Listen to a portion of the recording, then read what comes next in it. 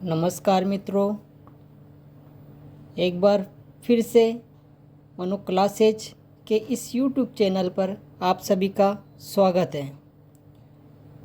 हम पिछले वीडियो में शॉर्ट ट्रिक 12 तक देख चुके थे। अब नेक्स्ट शॉर्ट ट्रिक देखने वाले हम प्रॉफिट लॉस की 13।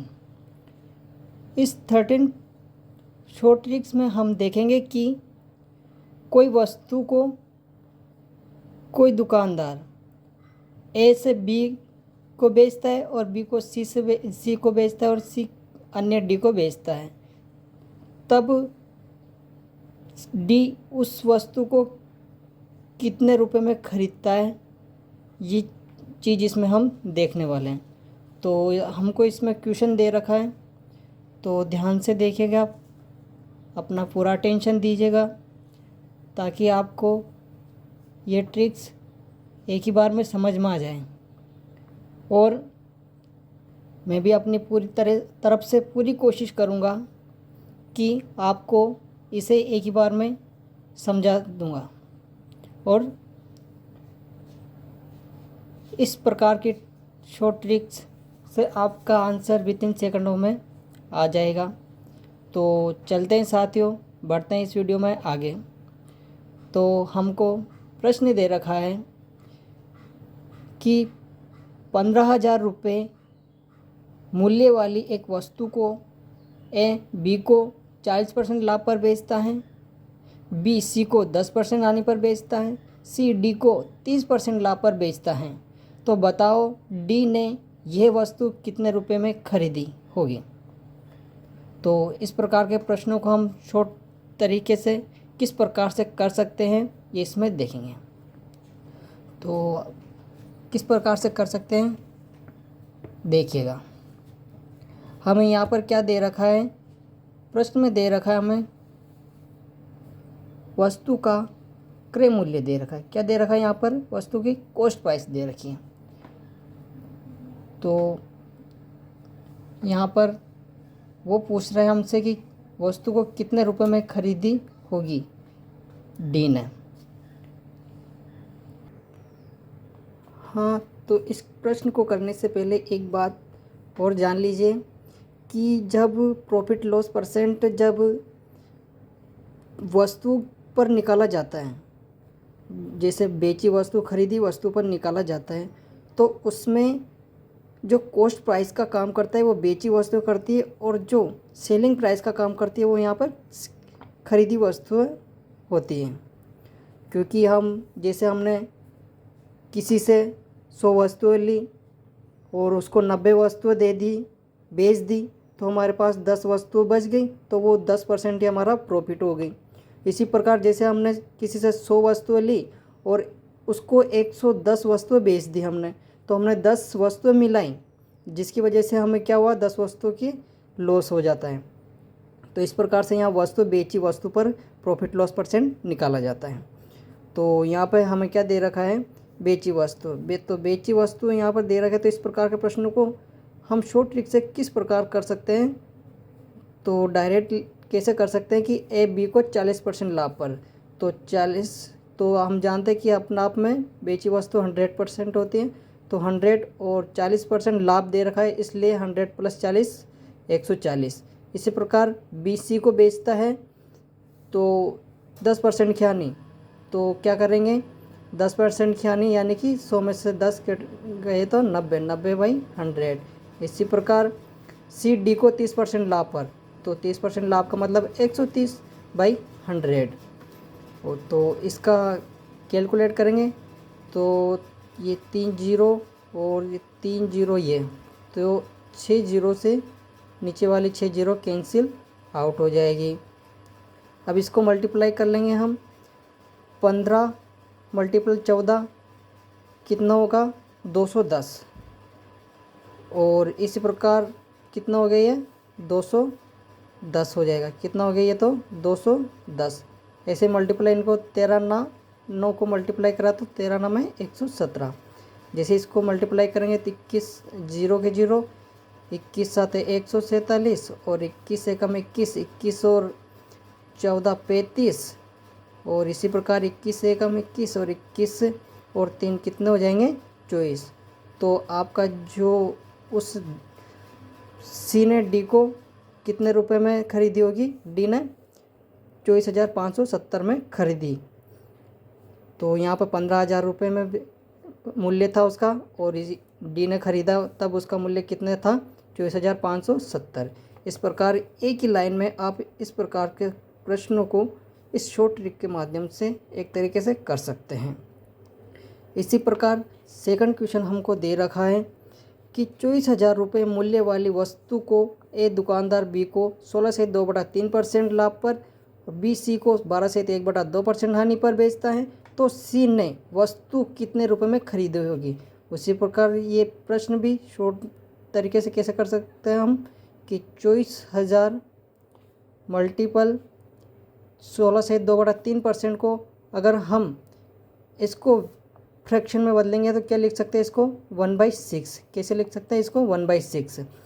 अगर जैसे किसी को फ्रैक्शन बनाना नहीं आता है परसेंटेज का, तो मैं उसको अगले वीडियो में वो सारी फ्रैक्शन डाल दूंगा जो कि एग्जामों में बहुत बार काम यूज आई है या काम आई है, और जो आगे भी यूज आएगी हर बहुत सारी जगह, तो मैं उसको बता दूंगा। तो 1/6%, 1/6 लाभ, यानी कि यहाँ पर 6 क्या है एक तरीके से कॉस्ट प्राइस और 1 क्या है उसका लाभ है।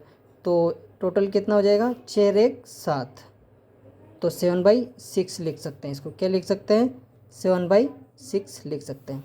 ऐसे मल्टीपल करेंगे, बी सी को बेच रहा है 12.5% हानि पर, तो 12.5% का मतलब होता है 1/8। क्या होता है 1/8, कितना होता है 1/8। तो हानि पर बेच रहा, तो 8 में से 1 घटाएंगे तो आ जाएगा ऊपर 7 और नीचे 8। तो सी ने कितने रुपए में खरीदी होगी। तो ये इसका जैसे हम इसको सोल्व आउट करेंगे तो 8 6 48, तो ये कट गया 24 से कट गया, दो बार कट गए 8 6 48, 24 से कट गया 24 दूना 48। और इसी प्रकार से ये कट जाएगा कितनी बार 1000 कितनी बार कट जाएगा ये 500 बार। ठीक है, इसको मल्टीप्लाई करा 7 7 49, और 49 पंजे कितना होता है 49 पंजे 245, कितना होता है 245, और 2 जीरो की 2 जीरो हो जाएगा, तो ये हो जाएगा 24,500 रुपये। इस प्रकार से इन प्रश्नों को शॉर्ट तरीके से हम कर सकते हैं। इसी प्रकार से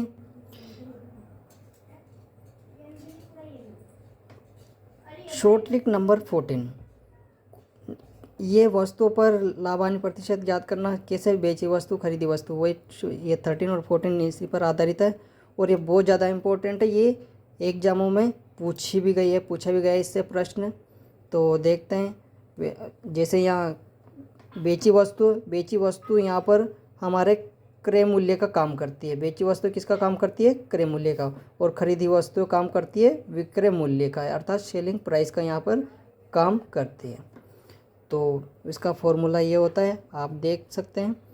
और इसके शॉर्ट ट्रिक जैसे हमने पहले भी देखा था, सेलिंग प्राइस, कोई वस्तु इतने रुपए में बेचने पर इतने प्रतिशत का लाभ, तो इतने रुपए में बेचने पर कितने प्रतिशत का लाभ, तो वो रुपए में था, तो यहाँ पर वस्तु है, तो यहाँ वस्तु में व्युत्क्रमानुपाती का रिलेशन होता है, यानी कि पहली वस्तु के लिए उसका जो प्रॉफिट लॉस है उस पर वो नीचे लिखेंगे, दूसरी वस्तु का जो मूल्य होगा उसका जो प्रॉफिट लॉस होगा उसको उसके ऊपर लिखेंगे। तो व्युत्क्रमानुपाती का यहाँ पर रिलेशन होता है। वहाँ पर हमने देखा था कि वहाँ पर अगर रुपए में दे रखा हो तो उसके लिए हमने क्या देखा था कि selling price first by selling price second.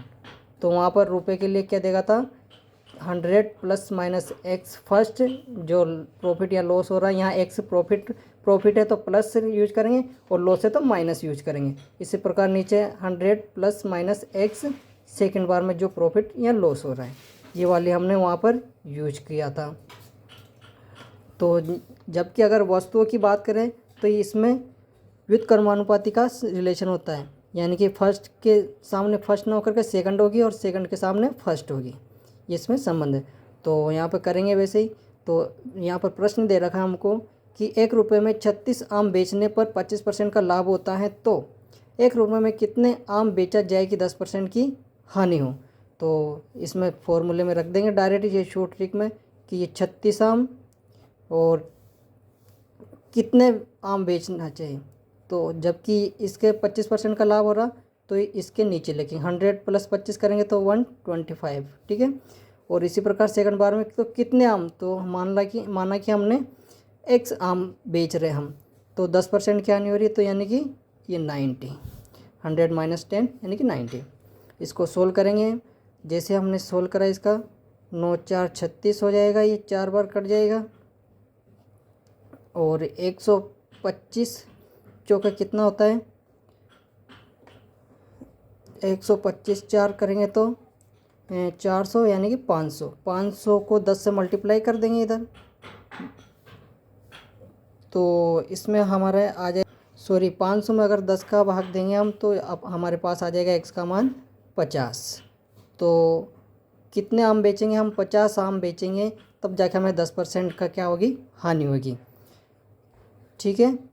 तो नेक्स्ट क्वेश्चन हमें दे रखा है कि 1 रुपये में 250 टॉफ़ी बेचने पर 20% का लाभ होता है, तो 1 रुपये में 400 टॉफ़ी बेचने पर कितने प्रतिशत की हानि होगी।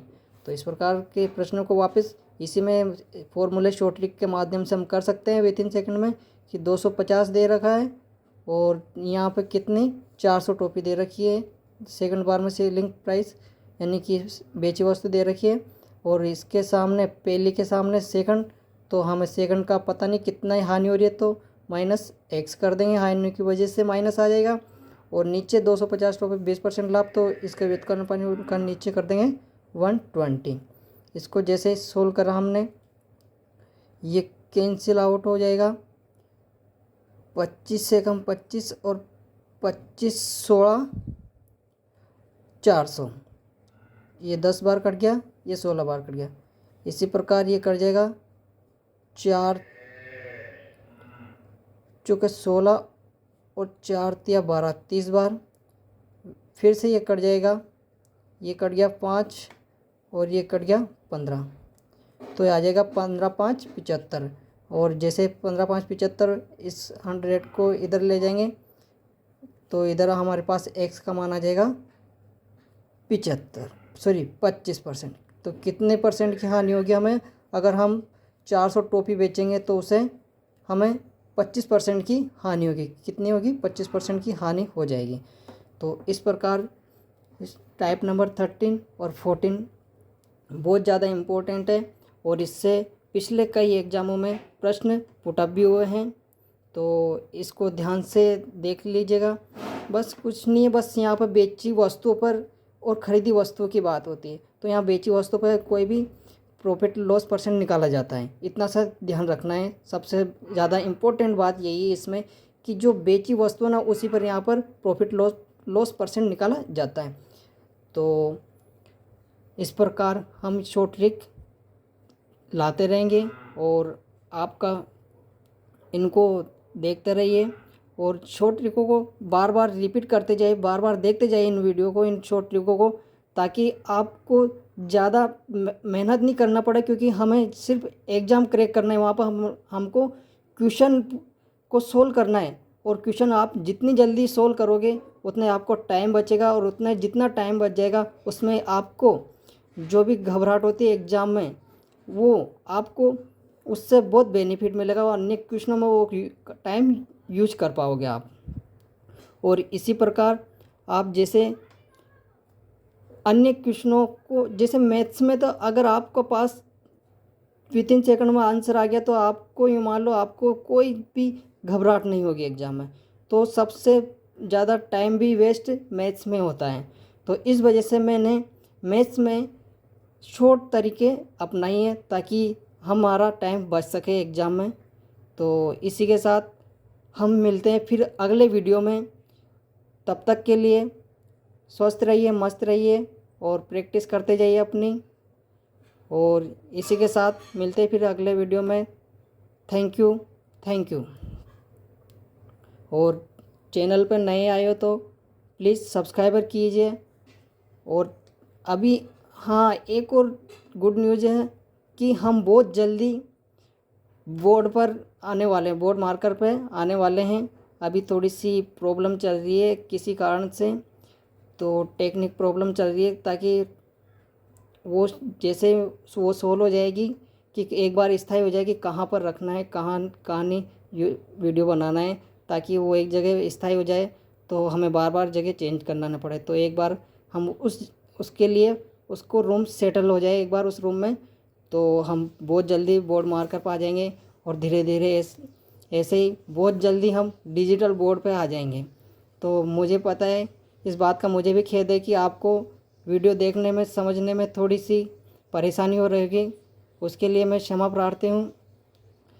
और बहुत जल्दी हम बोर्ड पर आ जाएंगे, बोर्ड मार्कर पर आ जाएंगे, और धीरे धीरे ऐसे आपका साथ बना रहा तो बहुत जल्दी डिजिटल बोर्ड पर आएंगे, और इसी तरह शॉर्ट ट्रिक लाते रहेंगे आप लोगों के लिए। तो वीडियो को अच्छे से शेयर किए, सब्सक्राइब करिए और सब्सक्राइबर बढ़वाइए, क्योंकि सब्सक्राइब करने में क्या जा रहा है आपका, सब्सक्राइब कर रहे जिससे हम मोटिवेट हो जाएंगे, और मोटिवेट होकर हमें लगेगा कि हाँ, कि हमारी मेहनत ऐसे अकारत नहीं जा रही है, कि आप लोग उसको अच्छे से यूज फ़ायदा उठा रहे हो उसका। और हम भी यही चाहते हैं कि आप इसका ज़्यादा से ज़्यादा फ़ायदा उठाइए। तो मिलते हैं फिर अगले वीडियो में। धन्यवाद।